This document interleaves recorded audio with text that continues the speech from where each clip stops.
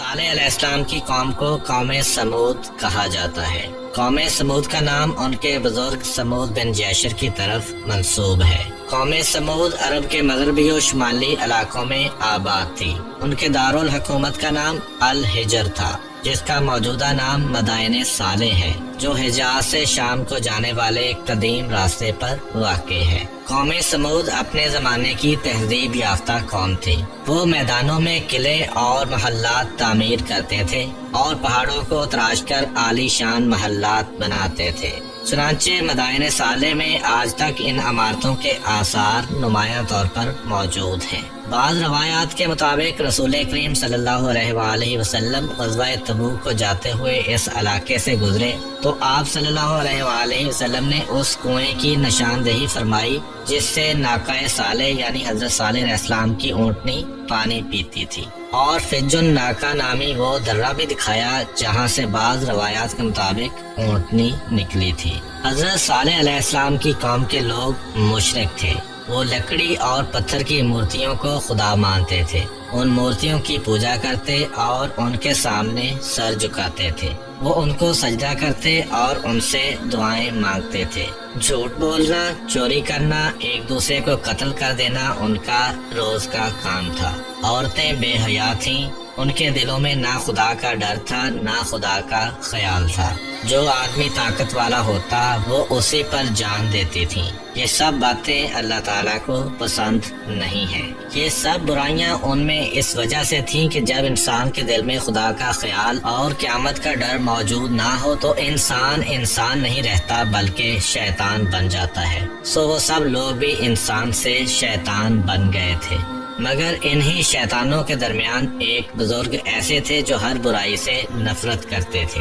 ان لوگوں کا کوئی برا طریقہ ان کو پسند نہیں تھا۔ وہ خود اتنے اچھے آدمی تھے کہ لوگ ان پر بھروسہ کرتے تھے، اور جو لوگ خود اچھے نہیں تھے وہ بھی ان کو اچھا سمجھتے تھے۔ اور یہ بزرگ کوئی اور نہیں بلکہ پیغمبر خدا حضرت صالح علیہ السلام تھے۔ حضرت صالح علیہ السلام اپنی قوم کے درمیان تنہا آدمی تھے جو خدا کو مانتے تھے، اسی لیے وہ اکثر اپنی قوم کے لوگوں کو سمجھاتے تھے آپس میں لڑائی جھگڑا نہ کرو، ایک دوسرے کو دھوکہ فریب نہ دو اور ایک دوسرے سے جھوٹ نہ بولو۔ مگر لوگ تھے کہ کسی برائی سے باز نہیں آتے تھے۔ ایک دن حضرت صالح علیہ السلام نے اپنے خدا سے دعا کی، اے میرے پروردگار، آپ نے ان لوگوں کو کیسی کیسی نعمتیں عطا کی ہیں، کتنا مال دیا اور کیسی خوشحالی دی ہے، مگر افسوس یہ لوگ سخت نافرمان ہیں۔ اے میرے اللہ، ان لوگوں کو چاہیے تھا کہ یہ آپ کا شکر ادا کرتے، مگر یہ لوگ تو لکڑی، مٹی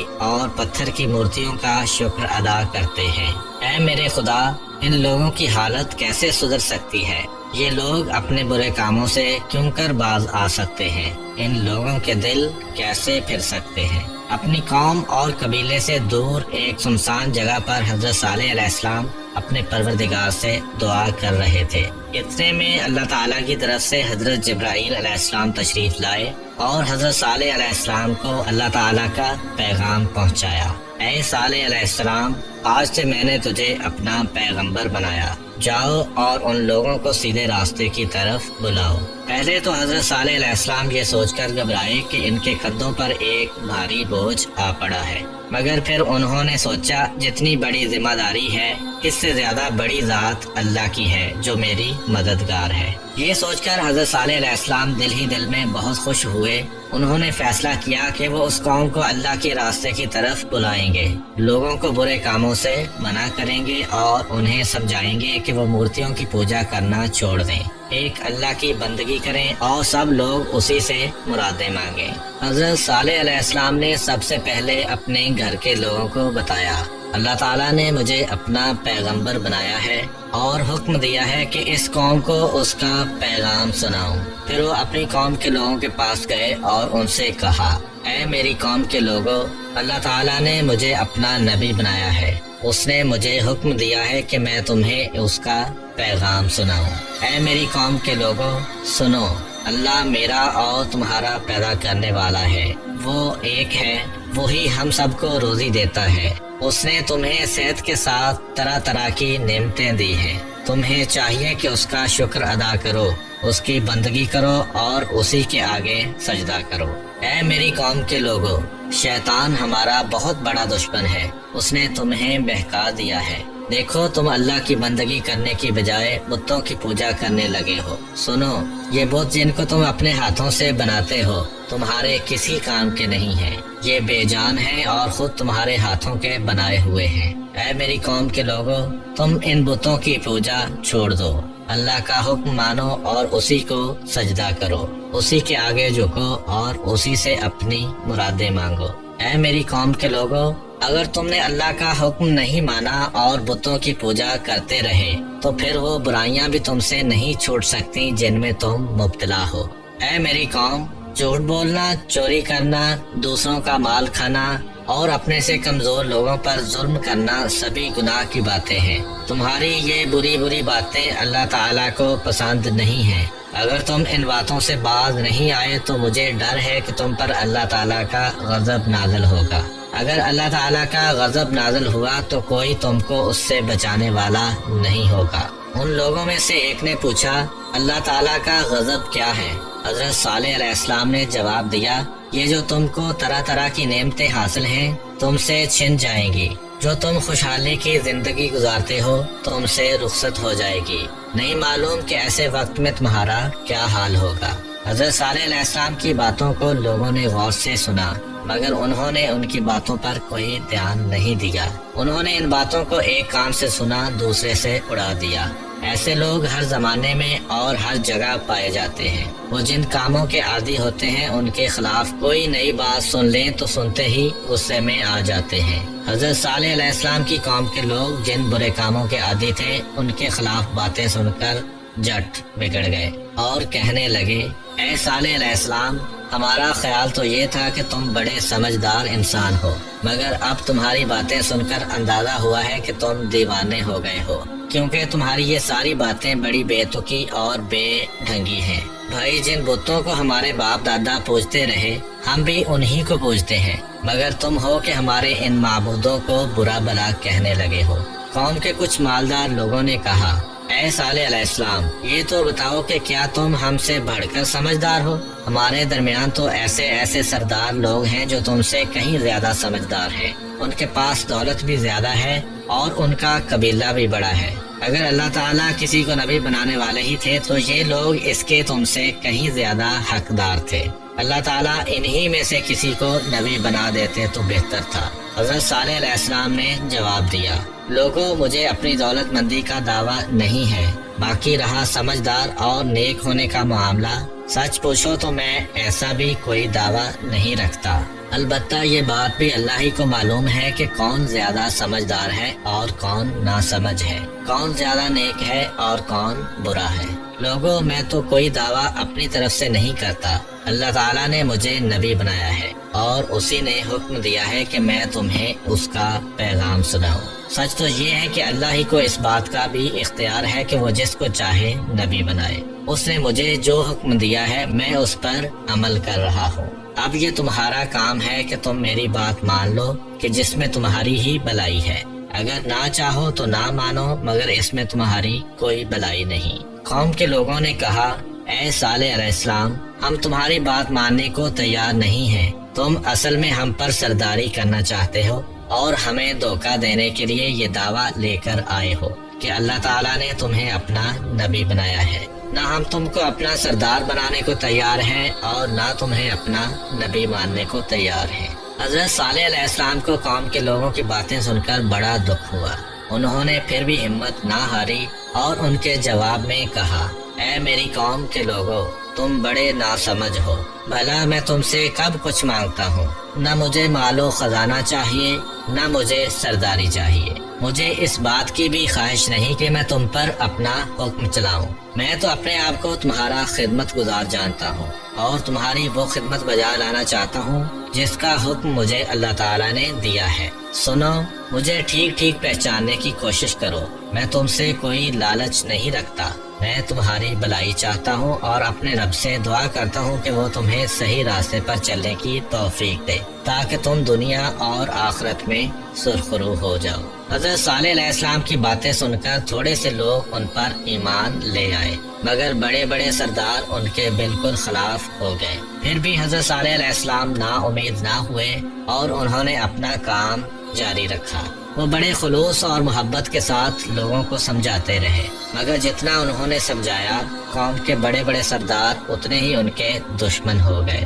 آخرکار انہوں نے حضرت صالح علیہ السلام سے کہا، اے صالح علیہ السلام، اگر تم واقعی اللہ کے نبی ہو تو اس کی کوئی نشانی دکھاؤ۔ حضرت صالح علیہ السلام نے کہا، تم کیسی نشانی دیکھنا چاہتے ہو؟ سرداروں نے جواب دیا، ہم اپنی قوم میں سے 70 سمجھدار آدمی جن کو تمہارے پاس بھیج دیں گے، بس وہی لوگ تم سے اس بارے میں بات چیت کریں گے۔ حضرت صالح علیہ السلام نے کہا، بہت اچھا، تم ایسا ہی کر لو۔ یہ معاملہ طے کر کے سردار لوگ اپنی قوم میں گئے۔ انہوں نے 70 آدمی چنے اور انہیں حضرت صالح علیہ السلام کے پاس بات چیت کے لیے بھیج دیا۔ جب یہ 70 آدمی حضرت صالح علیہ السلام کے پاس پہنچے تو حضرت صالح علیہ السلام نے پوچھا، تم لوگ کیا چاہتے ہو؟ ان 70 آدمیوں میں سے ایک نے کہا، اے صالح علیہ السلام، تم ہمارے ساتھ پہاڑ پر چلو، ہم وہیں تمہیں بتائیں گے کہ کیا چاہتے ہیں۔ حضرت صالح علیہ السلام پہاڑ پر جانے کو فوراً تیار ہو گئے۔ جب حضرت صالح علیہ السلام ان کے ساتھ پہاڑ پر گئے تو ان 70 آدمیوں میں سے ایک نے کہا، اے صالح علیہ السلام، ہم یہ چاہتے ہیں کہ اس پہاڑ میں سے ایک اونٹنی نکلے۔ اس اونٹنی کا رنگ لال ہو، اس کے بدن پر گھنے بال ہوں اور اس کے پیٹ میں 10 مہینے کا بچہ بھی ہو۔ حضرت صالح علیہ السلام نے پوچھا، اگر ایسا ہو گیا تو تم کیا کرو گے؟ 70 آدمیوں نے اقرار کیا کہ اگر ایسا ہو گیا تو وہ اور ان کی پوری قوم ایمان لے آئے گی۔ یہ سن کر حضرت صالح علیہ السلام نے دعا کے لیے ہاتھ اٹھائے اور کہا، اے میرے پالنے والے، تو مجھ پر مہربانی کر۔ اے میرے پروردگار، میری قوم کے ان 70 بڑے لوگوں نے ایک عجیب طرح کا سوال کیا ہے، مگر اس سوال کا جواب دینا تیرے لیے کوئی مشکل نہیں ہے۔ اے میرے اللہ، تو ان کے سوال کا جواب دے دے۔ اے میرے معبود، اس پہاڑ میں سے ایک ایسی اونٹنی نکال دے جیسی یہ لوگ چاہتے ہیں، شاید کہ یہ ایمان لے آئے۔ حضرت صالح علیہ السلام کے ہاتھ دعا کے لیے اٹھے ہوئے تھے کہ اللہ تعالیٰ کی طرف سے ایک فرشتہ آیا اور ان سے کہا، اے صالح علیہ السلام، اللہ تعالیٰ کا پیغام یہ ہے کہ پہاڑ میں سے اونٹنی نکال دینا میرے لیے بالکل آسان ہے، مگر جب یہ اونٹنی ان لوگوں کے پاس آ جائے تو ان کا فرض ہوگا کہ اس کی قدر کریں، اس کو پیار کریں اور اس کا احترام کریں۔ اگر انہوں نے اپنا یہ فرض ادا نہیں کیا تو پھر یہ سب لوگ مر مٹ جائیں گے۔ اس کے ساتھ ہی ایک بات اور ہے، وہ یہ کہ ایک دن ہماری یہ اونٹنی سارے شہر کا پانی پیا کرے گی اور دوسرے دن تمام لوگ اور ان کے جانور پانی استعمال کریں گے۔ پھر یہ اونٹنی اتنا دودھ دے گی کہ سارے شہر کے لیے کافی ہوگا۔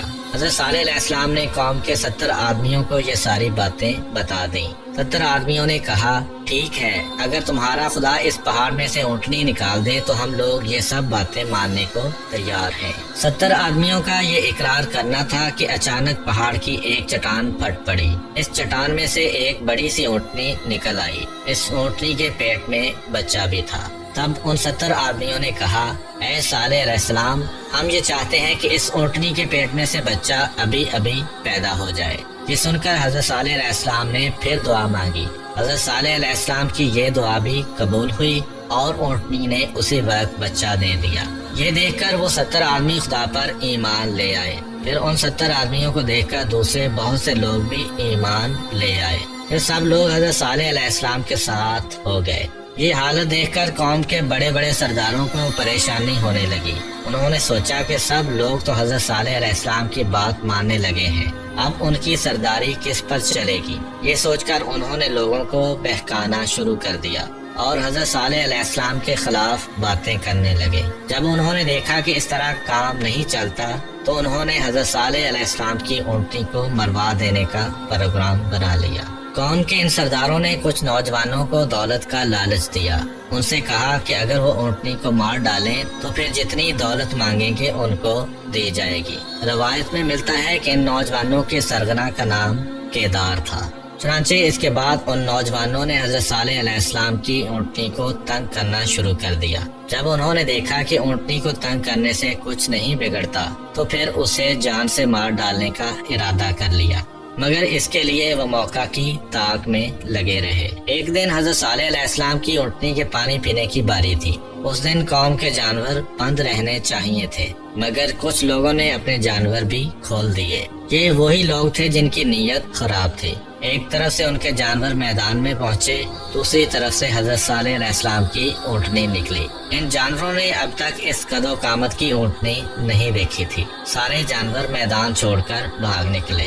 اب دشمنوں کو بڑا طیش آیا اور اونٹنی کو مار ڈالنے کا ایک بہانہ بھی مل گیا۔ پھر بھی اس دن کوئی واقعہ نہیں ہوا۔ قوم کے سرداروں نے لالچی جوانوں کو پھر بہکایا اور انہیں غیرت دلائی۔ اس کے ساتھ ہی لالچ بھی دیا تاکہ وہ کسی نہ کسی طرح اونٹنی کو مار ڈالیں۔ ایک دن حضرت صالح علیہ السلام کی اونٹنی گھاس چر رہی تھی۔ اس وقت وہ نوجوان وہاں پہنچے اور ایک درخت کی آڑ میں چھپ کر بیٹھ گئے۔ ان نوجوانوں میں سے ایک کے ہاتھ میں نیزہ، دوسرے کے ہاتھ میں تیر کمان اور تیسرے کے ہاتھ میں تلوار تھی۔ تیر کمان والے نوجوان نے ایک تیر پھینک دیا۔ یہ تیر حضرت صالح علیہ السلام کی اونٹنی کی ٹانگ میں لگا۔ دوسرا آدمی دوڑ کر پہنچا اور اس نے اپنا نیزہ اونٹنی کی ران میں مارا اور نیزے کے زخم سے اونٹنی زمین پر گر گئی۔ تیسرے آدمی نے دوڑ کر اونٹنی کے سینے پر تلوار چلا دی۔ یہ تینوں وار بھرپور تھے۔ ان سے اونٹنی اپنے خون میں نہا گئی۔ ظالموں نے اس پر بس نہیں کیا بلکہ اونٹنی کی ٹانگیں بھی کاٹ دیں۔ وہ یہ کارروائی کرنے کے بعد وہاں سے بھاگ گئے۔ حضرت صالح علیہ السلام کو جلد ہی کسی نے بتایا، اے صالح علیہ السلام، تمہاری اونٹنی کو کسی نے مار ڈالا ہے۔ یہ سن کر حضرت صالح علیہ السلام میدان کی طرف گئے۔ وہاں انہوں نے اپنی آنکھوں دیکھ لیا کہ ان کی اونٹنی خون میں لت پت ہے اور اس کی سانس ختم ہو گئی ہے۔ اس کی ٹانگیں کٹی ہوئی ہیں اور اس کی ران اور سینہ چھدا ہوا ہے۔ حضرت صالح علیہ السلام کافی دیر تک کھڑے اپنی اونٹنی کو دیکھتے رہے، پھر بڑے دکھی دل کے ساتھ آہستہ آہستہ اپنے گھر کی طرف روانہ ہوئے۔ راستے میں ان کو وہ لالچی نوجوان ملے۔ انہوں نے حضرت صالح علیہ السلام سے کہا، اے صالح علیہ السلام، ہم نے تمہاری اونٹنی کو مار ڈالا ہے، مگر تم تو کہتے تھے کہ کوئی آدمی اس اونٹنی کو نہ مارے ورنہ اللہ کا عذاب نازل ہوگا، پھر کہاں گیا وہ عذاب؟ حضرت صالح علیہ السلام نے جواب دیا، اتنی جلدی؟ لوگوں نے مذاق اڑایا، اچھا تو دیر سے عذاب آئے گا؟ حضرت صالح علیہ السلام نے جواب دیا، بس 3 دن۔ کیا ہوگا 3 دن میں؟ ظالموں، ہم نے تمہیں کتنا سمجھایا کہ ہوش کے ناخن لو، یہ اللہ کی اونٹنی ہے، کوئی کھیل تماشا نہیں ہے، مگر تم پر میری باتوں کا کوئی اثر نہیں ہوا۔ اب اللہ کا وعدہ پورا ہو کر رہے گا اور اسے کوئی روک نہیں سکتا۔ بے شک 3 دن میں تمہارا نام و نشان مٹ جائے گا۔ لوگوں نے اب بھی حضرت صالح علیہ السلام کی باتوں کا مذاق ہی اڑایا۔ ادھر حضرت صالح علیہ السلام اپنی بات کر کے چل دیے۔ کسی نے کہا، صالح علیہ السلام پہلے بھی دیوانہ تھا، اب بھی دیوانہ ہے۔ کسی نے کہا، جھوٹ موٹ کی باتیں بناتا ہے۔ کسی نے کہا، مزہ تو تب آئے گا جب 3 دن گزر جائیں گے اور اس کے خدا کی طرف سے کوئی عذاب نہیں آئے گا۔ آخرکار ایک دن گزر گیا اور لوگوں نے دیکھا کہ ان پر کوئی عذاب نہیں آیا۔ اس وجہ سے وہ اور بھی ڈھیٹ ہو گئے۔ انہوں نے آپس میں بات کر لی کہ وہ حضرت صالح علیہ السلام کو بھی شہید کر دیں گے۔ دوسرا دن بھی گزر گیا اور کوئی عذاب نازل نہیں ہوا۔